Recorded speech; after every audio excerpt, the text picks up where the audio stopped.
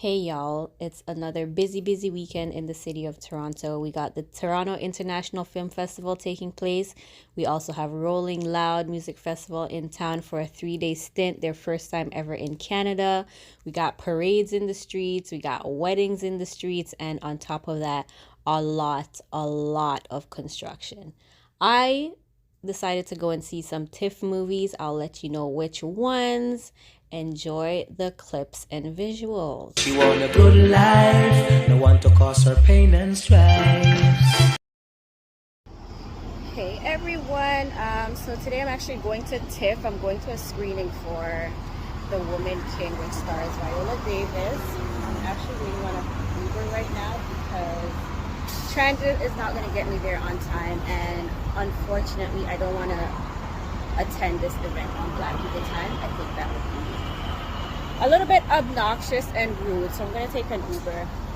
So this is my outfit. I got on a little jumpsuit. It's actually too long for me. I got on these blue sandals, which I've had for years. Just discovered that my nail polish on one toe chipped, so I'm gonna be hiding that foot obviously. But yeah, I'm so excited to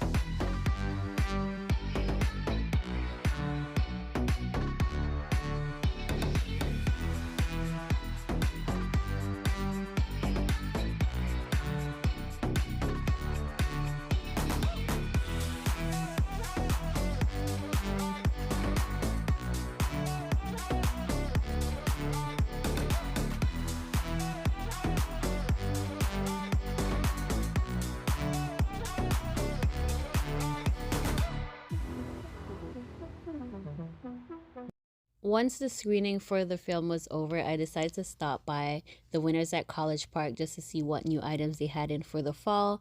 Here I am trying on some lumberjack style jackets, which I loved, but these jackets had a wool blend and wool makes my skin itchy, so I decided not to get any of them. What I was on the hunt for though was a leather jacket. So here I am in a cropped Bod and Christensen leather jacket. Yes, I smelt it to confirm that it was leather. Because leather has a distinct smell if you didn't know.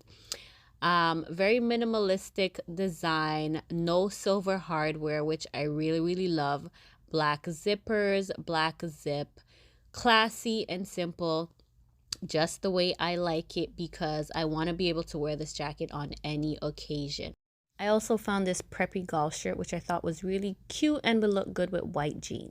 For my second screening at TIFF, I wanted to dress up, but not too much. I decided to go for this casual dressy look. Here I am in the rose t-shirt and the ballet flats that I found at the thrift store. I decided to complete this outfit with an accent hat, which I bought over a year ago and had nowhere to wear it to, but I wore it here.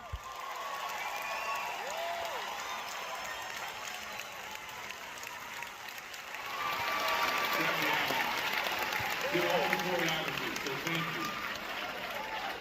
And I want to introduce the cast. You may not know them, but you will after this film. Miss Lana Young, Lana Jackson, Mr. Ryan Edwards, Mr. Austin Scott.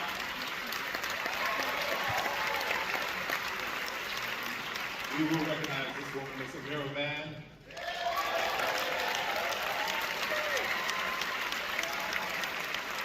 And the next two people I'm going to introduce are the new leads in the film, and they're new faces, but I really feel like they're superstars. She plays Leanne, Miss Solea Pfeiffer.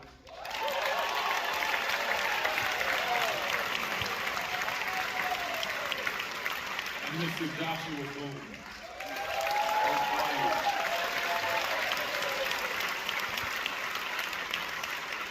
And after the movie's over, please remain seated because we have a special performance by one of your very own, Miss Ruth B.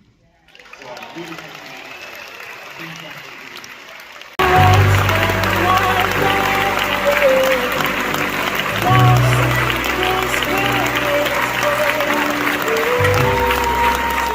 You are the song that I long to hear once more. Before I begin, I just want to put this disclaimer in there. I am not a movie critic. I am just an individual who loves to watch movies. Anywho, what I thought about the Jazzman's Blues. I'm just going to start off by saying y'all better put some respect on Tyler Perry's name, okay? This movie is phenomenal, and I know people put Tyler Perry in a box because of the Medea movies and the certain type of films that he decides and scripts that he decides to produce. But I've watched For Colored Girls, I've watched Precious. There's another one that he also did where he was like some sort of detective. And now this, okay, if you've seen any of the three movies I mentioned before, you know that Tyler actually has depth to his writing. And you know what he did was he played the game exactly how he was supposed to play it so that he can produce better quality films like the Jazzman's Blues. Okay, Tyler Perry, if you did not know, owns or now owns his own studio somewhere in Atlanta on a lot of acreage of land, okay? And it's obvious to me that he used the Medea movies and all those sort of caricature type movies that, you know, we call ghetto and, you know, low class to actually build his wealth so that he could create something for himself and his community.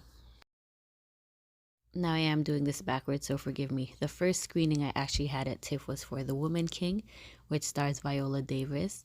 Now, when this movie poster initially came out, there was quite a bit of pushback, especially from dark skinned Black women, because of us always being featured or presented on screen with the strong Black woman trope. Now, what I will say about that personally is a lot of us are put into circumstances where we are viewed as strong and or masculine, and not as feminine and soft. But regardless, if that's who we are, that's who we are, and all of our stories need to be told. If they want to depict us as heroes on film, I absolutely have no problem with that because we're not often shown as heroes on film. So this is definitely a first, and I, for one, do appreciate it. Now, I'm not going to give the movie away. I'm just going to say I also thought it was fantastic.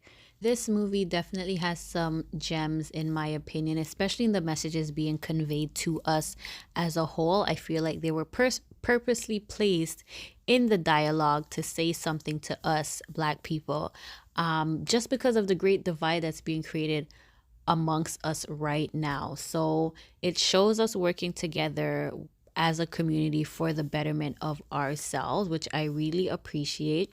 And I will say that, you know, based on the title, you cannot guess what the movie is about. And I feel like that is in part why there was such a great pushback from Black women in the community. But I'm definitely happy to have seen this story, you know, although there are critics online saying that it's not accurate because this tribe was actually the one capturing the slaves and selling them to the Europeans. Regardless of the fact, history is rewritten by certain people all the time. So if they want to loosely base a movie depicting us in a positive light, for 2022, I have absolutely no problem with that. Would I recommend this movie? Yes, I would. Go out and see it. Also, go out and support Tyler Perry's new movie, which will be on Netflix. I'm pretty sure everyone is going to be tuning in and watching that over and over as well.